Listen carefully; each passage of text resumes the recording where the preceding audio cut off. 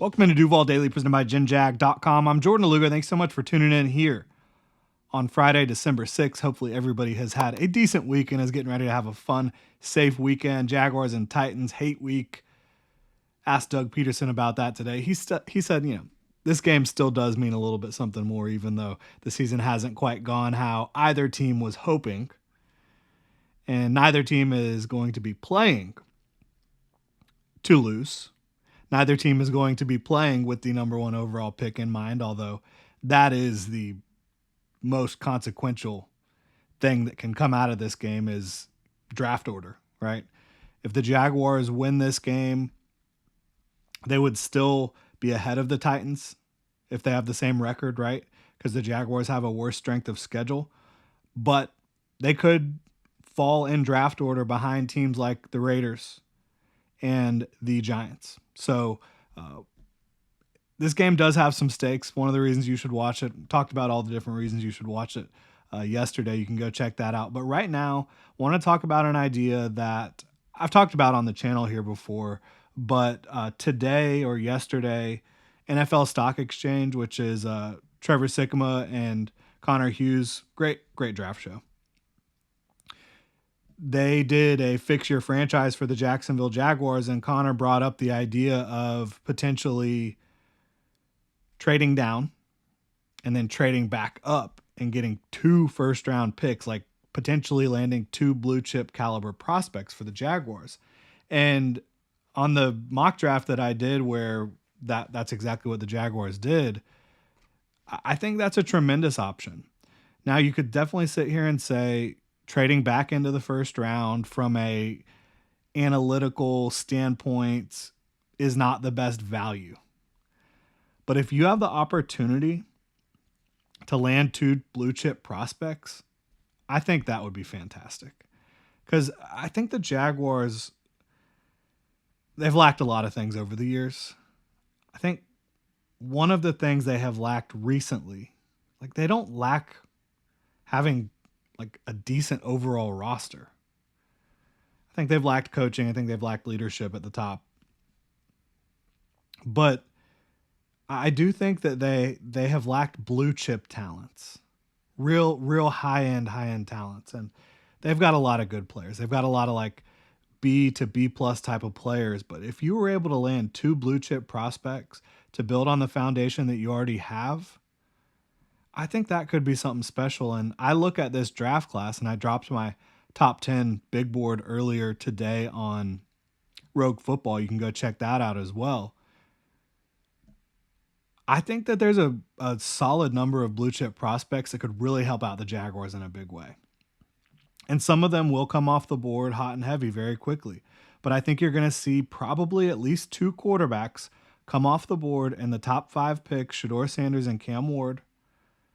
And so when you talk about that, could the Jacksonville Jaguars trade down if one of those 2 teams, and again, this all hinges on the Jaguars having the number 1 pick. If the Raiders want to trade up to number 1 to get in front of, to make sure they stay in front of the Giants so they can get the quarterback that they want, or if the Giants want to jump the Raiders, again, based on the current draft order, to get to 1 and make sure they get the quarterback they want, that would present an opportunity for the Jaguars to gather enough draft capital to feel like they could really move back up into the first round to land a second blue chip prospect potentially without really mortgaging their future. Again, I'm a huge fan of that idea, of that line of thinking, right? I am. I think it could be a lot of fun. And so I'm going to pull up NFL Mock Draft Database Simulator and kind of look at how this could potentially work out for the Jaguars, who again currently have the number 1 overall pick. If you've been paying attention, I do think Travis Hunter is the best prospect on the board, but I have a blue chip grade on Will Johnson, Mason Graham, Abdul Carter. Jaguars probably not going to take an Abdul Carter, right, at edge because you have Josh Hines-Allen and Trayvon Walker. But Will Campbell at guard, very important to clarify that, Will Campbell at guard, Ashton Genty at running back, Malachi Starks at safety, And that might be it there. Yeah. 7 guys. Travis Hunter, Will Johnson, Mason Graham, Abdul Carter, Will Campbell, Ashton Genty, and Malachi Starks. Yeah. Those are my blue chip prospects. And there's a number of other prospects that, like, maybe they're not completely blue chip, but they're legitimate first rounders that you could get excited about. And I only have about 12 to 13 round one grades right now. So this class is light on round one grades. I usually am on the higher side compared to most people in terms of my round one grades. And I just don't see a lot this year. So let's take a look at, you know, if you wanted, let's say the Giants wanted to jump the Raiders to make sure that they get their quarterback, right? So Jaguars trade 1, get back number 3. What else do the Giants have to give up? I think obviously that second round pick. They have 2 fourth round picks as well, maybe one of those.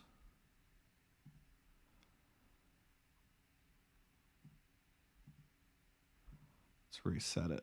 I don't think you're getting both fourth round picks, but 1.3, so third overall pick, 34th overall pick, and 104, top of the fourth round.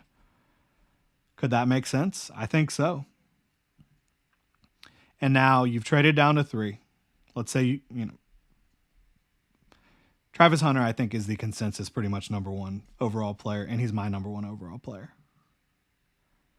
So now let's take a pause here. Who has come off the board? Mykel Williams, who very well could go top 10. I think there's some teams that could just view him. And if Trent Baalke's making decisions, the Jaguars will be one of those teams that view him as an absolute stud. Although he has a long way to go as a pass rusher. But you've had Will Campbell come off, who the Jaguars could use a Will Campbell at guard. They certainly could. Abdul Carter, again, I don't think that the Jaguars would be drafting Abdul Carter because of the lack of a need at edge in terms of a true blue chip guy. Obviously, they need edge depth. So we can look at the board, and T-Mac, Tetero McMillan's one of those guys where I don't necessarily have a blue chip grade on them, but they are in my top 10. And I think that, you know, if you were able to land him to pair up with Brian Thomas Jr. with Trevor Lawrence throwing the football, that would be awesome for the Jaguars. Do I really want to mortgage the future trading up for a running back in a running back class that is as stacked as it is? No, I don't. As much as I love Ashton Genty, he's my number 2 prospect. Will Johnson, Mason Graham, yes. As long as Will Johnson is able to kind of participate in the pre-draft process and still look the part, yes. Otherwise, there might be some question marks there because he's been dealing with injury. So at this point, we've still got Johnson, Graham, McMillan, Malachi Starks that I would be willing to trade up for. So again, in this scenario, I'm holding out for a second here. And we've had picks that favor the Jaguars. And this is just looking at how it could potentially play out. We've had some picks here that favor the Jaguars. Let's see what happens at Cincinnati. Oh. We have had a glitch in the system. It's not pausing for nothing. That's okay. We can go back to where we were trying to get to here and just look. So Tetero McMillan came off the board to the Bears, which would be an interesting pick considering they have Rome Odunze and DJ Moore. Obviously, Keenan Allen is up there in age. Will Johnson to the Dolphins. Mason Graham to the Cowboys. So, yeah, I think that could be the range the Jaguars need to get to make sure they could secure, in my opinion, one of these prospects that could really give them another blue chip guy. And let's see where Malachi Starks comes off the board. Safety. Oh my God. If the Baltimore Ravens got Malachi Starks to pair with our guy out of Notre Dame, oh my God, That would be insane. Two of the best safety prospects I've ever seen on the same team. That would be very Ravens. But so I mean, yeah, you wouldn't even have to trade up very far to land Malachi Starks. And like, what would he do for your team so much? Like, what wouldn't he do on the back end? I know they devalue safety, but he's the type of safety that changes the math, changes the schematics, changes everything for you.